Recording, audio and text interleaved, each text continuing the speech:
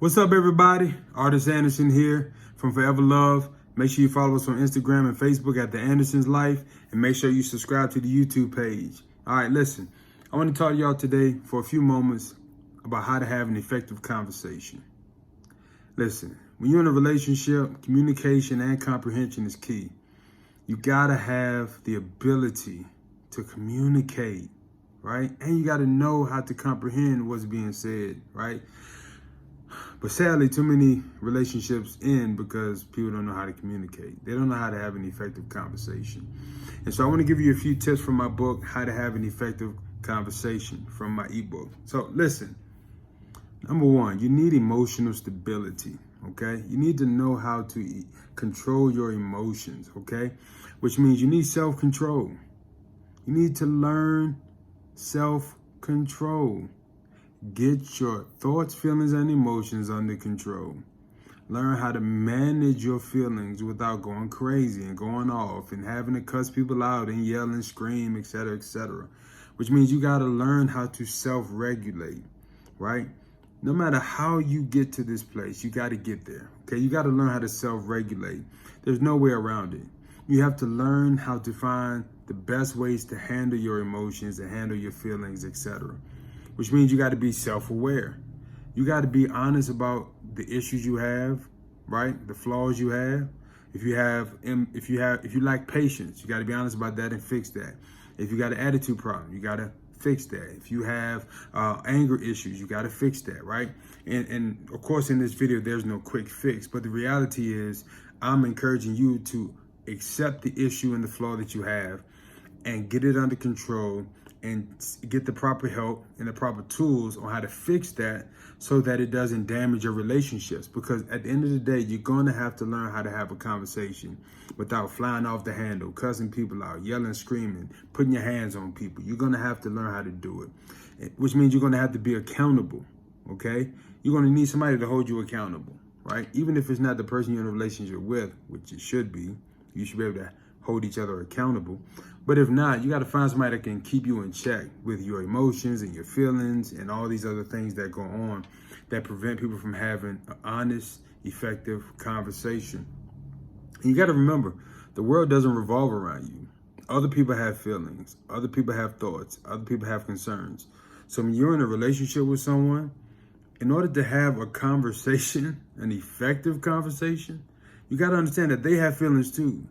And they have reasonings too, and they have issues too. So what you got to realize is this, is that even if you don't like it or agree with it, you got to hear them out and you got to meet them where they are, right? And also, which leads me to the next point. You're not going to agree on everything being said, and you're not going to like everything being said in the conversation, and that's okay. It doesn't even mean you have to agree with everything being said. It just means that you have to understand that you got to take the time to listen the same way somebody's taking the time to listen to you. So you just got to take the time to do what's being done for you. Also, you got to adjust your perspectives, okay? Adjust your perspectives so that you can see things a little bit differently from somebody else's point of view. Also, perception isn't always reality. Sometimes your perception needs to change so that you can see things clearly, okay? And also, never bottle up any of your thoughts, feelings, and emotions. Be willing to go to your partner and talk about those things. Also, doing an internal check. Figure out what's going on with you, why you feel this way, the issues you have going on.